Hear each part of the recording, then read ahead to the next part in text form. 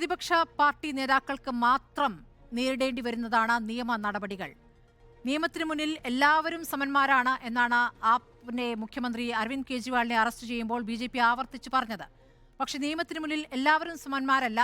നിയമത്തിനു മുന്നിൽ വരുന്നത് പ്രതിപക്ഷ പാർട്ടി നേതാക്കൾ മാത്രമാണ്. എന്തുകൊണ്ടാണ്?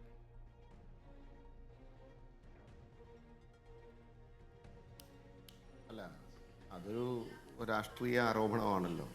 നോക്കൂ, ഞങ്ങളെ സംബന്ധിച്ചിടത്തോളം, ഭാരതീയ ജനതാ പാർട്ടിയെ സംബന്ധിച്ചിടത്തോളം ഈ തെരഞ്ഞെടുപ്പ് ഇതേപോലെയുള്ള വിവാദങ്ങളും കാര്യങ്ങൾക്കും പുറകെ പോകാൻ ഞങ്ങളെ സംബന്ധിച്ച് അതിന് സമയമില്ല എന്നുള്ളതാണ്. ഞങ്ങൾക്ക് ഇന്ന് പ്രധാനമന്ത്രിയുടെ കാര്യകർത്താക്കളോട് സംസാരിക്കുന്ന യോഗത്തിലും അദ്ദേഹം പറഞ്ഞത് 10 വർഷക്കാലം BJPയുടെ നേതൃത്വത്തിലുള്ള കേന്ദ്ര സർക്കാർ ചെയ്തിട്ടുള്ള വികസന നയങ്ങൾ ജനങ്ങളോട് സംവദിക്കുക, അത് കൃത്യമായി അവരിലേക്ക് പ്ലേസ് ചെയ്യുക, അവർക്ക് അത് ബോധ്യപ്പെടണം എന്നുള്ളതാണ്. ഞങ്ങൾ അതിൻ്റെ പുറകിലാണ്.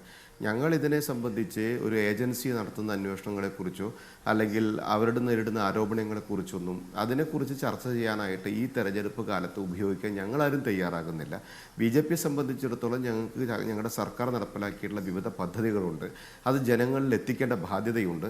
അത് ജനകീയ കോടതിയിൽ ചർച്ച ചെയ്ത് മാക്സിമം വോട്ടും മാക്സിമം സീറ്റും ഞങ്ങൾ വാങ്ങിച്ചെടുക്കേണ്ടതുണ്ട്. അല്ലാതെ ഒരു നിയമം നിങ്ങളെ ബാധിക്കാതെ ഒരേ പിഴവ് വരുത്തുന്ന 2 രാഷ്ട്രീയ പാർട്ടികൾ, അത് കോൺഗ്രസും BJPയും ആകുമ്പോൾ കോൺഗ്രസിനും മറ്റു പാർട്ടികൾക്കുമുണ്ട്. കോൺഗ്രസും ഒരേ സമയത്തെ ഒരേ കാലയളവിലെ പിഴവാണ് ഞാൻ പറയുന്നത്. ഒരേ കാലയളവിലെ പിഴവ് വരുത്തുമ്പോൾ അതിന് കോൺഗ്രസിന് മാത്രം പിഴ അടക്കേണ്ടി വരുന്നു, BJPക്ക് അടക്കേണ്ടി വരുന്നില്ല. BJPക്ക് നോട്ടീസുമില്ല, ചോദ്യവുമില്ല. എന്തുകൊണ്ടാണ് അങ്ങനെ? നോക്കൂ, ഒരു അന്വേഷണ ഏജൻസി അല്ലെങ്കിൽ ഒരു ഡിപ്പാർട്ട്മെൻറ്റ്, ഒരു ഏജൻസി, അന്വേഷണ ഏജൻസി എന്ന് പറയാൻ പറ്റില്ല, ഇൻകം ടാക്സ് ഡിപ്പാർട്ട്മെൻറ്റാണ്. ആ ഇൻകം ടാക്സ് ഡിപ്പാർട്ട്മെൻറ്റ് ആ ഡിപ്പാർട്ട്മെൻറ്റിൻ്റെ അസസ്മെൻറ്റ് പ്രകാരം കോൺഗ്രസ്സിന് അല്ലെങ്കിൽ കോൺഗ്രസ് പാർട്ടിക്ക്, ഇന്നത്തെ നമ്മുടെ ചർച്ചാ വിഷയം എന്ന കോൺഗ്രസ് പാർട്ടിക്ക് നോട്ടീസ് അയക്കുന്നു. അവർ അതിനെതിരെ ട്രിബ്യൂണലിൽ പോകുന്നു, അതിനെതിരെ അപ്പലേറ്റ് അതോറിറ്റിയിൽ പോകുന്നു, അതിനുശേഷം ഡൽഹി ഹൈക്കോടതിയിൽ പോകുന്നു. ഇതിലൊക്കെ കുറേ കാര്യങ്ങൾ അവർ ചെയ്തു തീർക്കേണ്ട കാര്യങ്ങൾ ചെയ്തു തീർക്കാത്തത് കൊണ്ടാണ്. നിങ്ങളുമുണ്ട്. ഞാൻ ചോദിക്കുന്നത് ശ്രീ ഉല്ലാസ് ബാബുവിന് മനസ്സിലാവാഞ്ഞിട്ടാണോ? ശ്രീ ഉല്ലാസ് ബാബു, ഇല്ലല്ല, പല വർഷങ്ങളിലേതിലേതായി ആദായ നികുതി വകുപ്പിന്റെ നോട്ടീസ് ആ ചോദ്യം ഒന്ന് പൂർത്തിയാക്കട്ടെ. താങ്കൾക്ക് കുറച്ചുകൂടി ക്ലാരിറ്റിക്കായി, 2017-18 199 കോടി രൂപയാണ് കോൺഗ്രസിന് കിട്ടിയത്. അതിൽ 14 ലക്ഷത്തിന്റെ സോഴ്സ് കാട്ടിയിട്ടില്ല എന്നുള്ളതായിരുന്നു ആരോപണം. അതിന്മേലാണ് നോട്ടീസ് കൊടുത്തത്. അതിൽ ഇലക്ഷൻ കമ്മീഷന്റെ പെർഫോമയിൽ പറയുന്ന 3 കാര്യങ്ങളാണ് പറയേണ്ടത്. പേര്, വിലാസം, പൈസ ആണല്ലോ. അതിൽ പേരും വിലാസവും ഒന്നും BJPയുടേതില്ല. BJPക്കും അതേ കാലയളവിൽ 42 കോടി രൂപയുടെ കണക്ക് BJP കാണിച്ചിട്ടില്ല.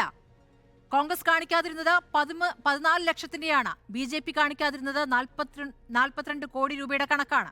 അങ്ങനെ വരുമ്പോൾ ഇപ്പോൾ 135 കോടിയാണ് 7 വർഷത്തിന് ശേഷം, ആ വർഷത്തെ കാലയളവിന് 135 കോടിയാണ് കോൺഗ്രസിന് പിഴയിട്ടിരിക്കുന്നത്. അതായത് 106% അധികമാണ് പിഴയായി ചുമത്തിയിരിക്കുന്നത്. ഞാൻ ഈ പറയുന്നത് 2017-18 വർഷത്തെ മാത്രമാണ് കേട്ടോ.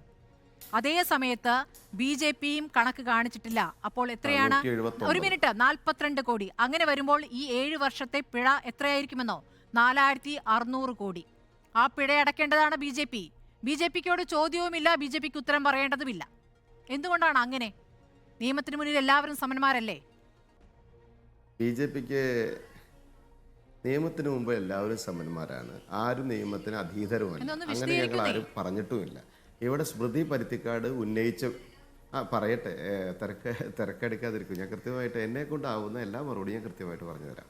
അതായത് ഭാരതീയ ജനതാ പാർട്ടി എന്ന് പറയപ്പെടുന്ന രാഷ്ട്രീയ സംഘടനയ്ക്ക് നോട്ടീസ് അയക്കാത്ത എന്തുകൊണ്ടാണ്? കോൺഗ്രസ് നോട്ടീസ് അയച്ചു. ഇതാണല്ലോ സ്മൃതി പരുത്തിക്കാടിൻ്റെ ചോദ്യം. അത്ര കൃത്യമാണല്ലോ. ഞങ്ങളെ സംബന്ധിച്ച് ഒരു കാര്യം പറയുന്നു. ഇവിടെ ഇന്ത്യക്കകത്ത് പ്രവർത്തിക്കുന്ന ഡിപ്പാർട്ട്മെൻറ്റുകൾ, അത് BJPക്കാണെങ്കിലും കോൺഗ്രസ്സിനാണെങ്കിലും അവർക്ക് കൊടുക്കേണ്ട കടലാസുകളിൽ വീഴ്ച വരുത്തിയിട്ടുണ്ടെങ്കിൽ അവർ നോട്ടീസ് അയക്കും. സ്വാഭാവികമാണ്. അതിനെ റെക്ടിഫൈ ചെയ്യേണ്ടത് റെക്ടിഫൈ ചെയ്യും, റെഗുലറൈസ് ചെയ്യേണ്ടത് റെഗുലറൈസ് ചെയ്യും. ഇതൊക്കെ ഒരു രാഷ്ട്രീയ പാർട്ടി ചെയ്യുന്നതാണ്. കോൺഗ്രസിൻ്റെ വന്ന നോട്ടീസിൻ്റെ ഉത്തരവാദിത്വവും കോൺഗ്രസിനാണ്. അത് തിരിച്ച് അത് എന്തൊക്കെ ചെയ്യണമെന്നുള്ളതിൻ്റെ ഉത്തരവാദിത്വം കോൺഗ്രസിനാണ്. BJPക്ക് അങ്ങനെ നോട്ടീസ് വന്നാൽ BJPയുടെ കൃത്യമായിട്ടുള്ള ഓഫീസ് സിസ്റ്റം ഉണ്ട്, BJPക്ക് നോട്ടീസ് വരാത്തത് എന്തുകൊണ്ടാണെന്നതാണ്. BJPക്ക് നോട്ടീസ് വരില്ലെന്നേ. BJP-ക്കും വരില്ല, NDA-യിലേക്ക് വന്ന ഒരു പാർട്ടിക്കും വരില്ല. അത് എങ്ങനെയാണ് അത് സ്മൃതി പരുത്തിക്കാരുടെ ഒരു തെറ്റിദ്ധാരണയാണ്. ഇൻകം ടാക്സ് ഡിപ്പാർട്ട്മെന്റ് അയക്കേണ്ട നോട്ടീസ് ആർക്കാണെങ്കിലും കൃത്യമായിട്ട് അയക്കും. BJP-ക്ക് അയക്കേണ്ട ആവശ്യമുണ്ട് എങ്കിൽ അവർ പരിശോധിച്ച് അത് കൃത്യമായി അയച്ചുകൊള്ളും. നമ്മൾ എന്തിനാണ് കാണാപ്പടം വായിക്കുന്നത്? കാണാപ്പാടവും അവിടെ ഇവിടെയുള്ള കാര്യങ്ങളൊന്നും അല്ല. ഇത് ഇലക്ഷൻ കമ്മീഷന്റെ സൈറ്റിലുള്ള വിവരങ്ങളാണ്.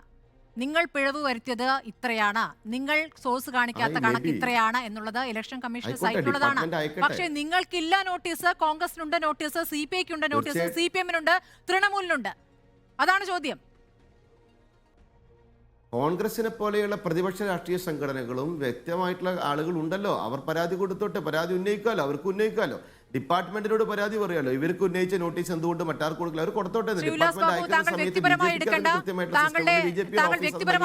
താങ്കളുടെ മറുപടി വളരെ ദുർബലമായി പോയി. സാരമില്ല, താങ്കൾക്ക് പറയാൻ അത്രേ പറ്റുകയുള്ളൂ.